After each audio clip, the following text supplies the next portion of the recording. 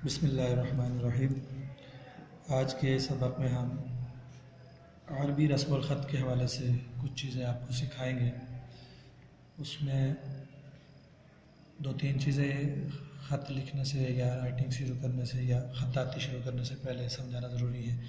एक तो ये है कि इस शेप का आप कटा हुआ मार्कर या कटा हुआ कलम या छोटा मार्कर आप इस्तेमाल करेंगे।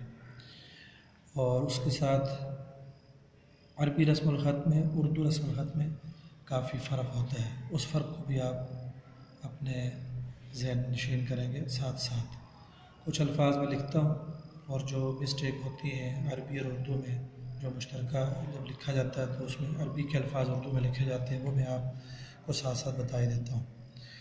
और फिर किन चीज़ों का ख्याल रखना ज़रूरी है वो भी मैं इंशाल्लाह आपको साथ बता देता हूँ।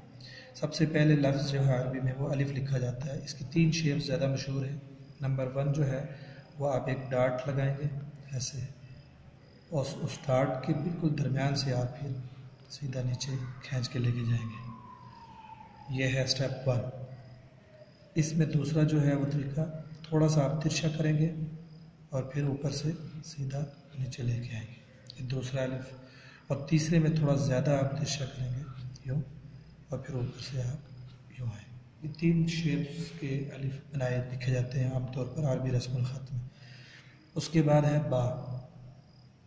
बा जो है शुरू में आप मार्कर को ऐसे कटे हुए कलम को सीधा रखेंगे, सीधा रख कर आप नीचे लेके जाएंगे, यहाँ आकर रोक देंगे।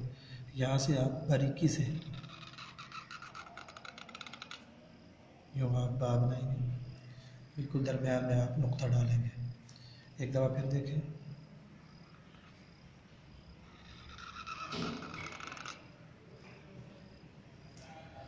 ये है बा की शेप। तो इसमें इस चीज़ का ख्याल रखना चाहिए कि तकरीबन 4 डाट के बराबर उसकी लंबाई का होना ज़रूरी है। अगर 5 होते हैं तब भी ठीक है, लेकिन मिनिमम अगर आप मोटा मार्कर इस्तेमाल करते हैं, छोटा करते हैं बारीक मार्कर, तो फिर उसके 3 डाट, 1 2 3 डाट के बराबर उसकी लंबाई का होना ज़रूरी है। इसके बाद अगला लफ्ज़ जो है वो जीम है। जीम को देखें ज़रा, सीधा लेके जाएंगे, फिर इसके ऊपर से आप दोबारा कलम लेके आएंगे और करीब से आप इसको नीचे की सिमत आगे से जाके बारीक करते जाएंगे। आप कलम को उठाते जाएंगे, वो खुद ही बारीक होता जाएगा। एक दफ़ा फिर।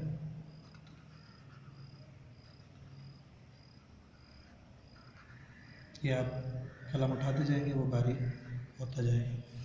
इसमें इस शेप तक तकरीबन 2 डाट के बराबर आपने कलम को वापसी लेके जाना है, बैक सीधा पीछे की तरफ 2 डाट के बराबर, 2 डाट के बराबर। इसमें जो आमतौर पर उर्दू में जो जीम लिखा जाता है, उर्दू में जो जीम है ये, इसमें उर्दू में इसमें गोलाई होती है, ये गोलाई है, इसमें गोलाई नहीं है। ये आप इसको नोकदार बनाएंगे और ये इस सिम से ये सीधा बराबर है, जबकि आपको इसको थोड़ा सा बाहर रखेंगे।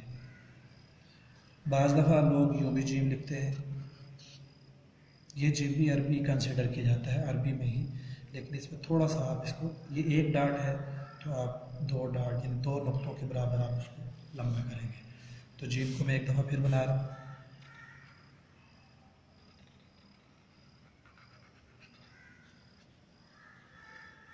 ये है जीम की शेप, जी।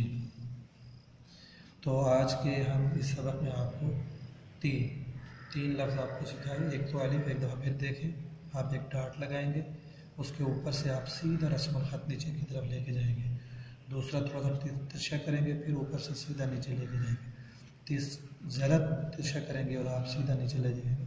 ये 3 तरह का अलिफ अरबी रस्मुल ख़त में लिखा जाता है। बा जो है सीधा नीचे और आगे से आप बारीक, फिर ऊपर सीधा, ये बा की शेप है। और जीम जो है आगे और फिर यहाँ से बिल्कुल पीछे, और यहाँ से कलम को आप उठाते जाएंगे, ये जीम की शेप है। तो उम्मीद है आपको ये 3 लफ्ज़ जो है आप इनकी प्रैक्टिस करेंगे। अगर ये वीडियो आपको अच्छी लगी तो आप इसको सब्सक्राइब भी करें और लाइक और शेयर भी करें। अस्सलाम वालेकुम।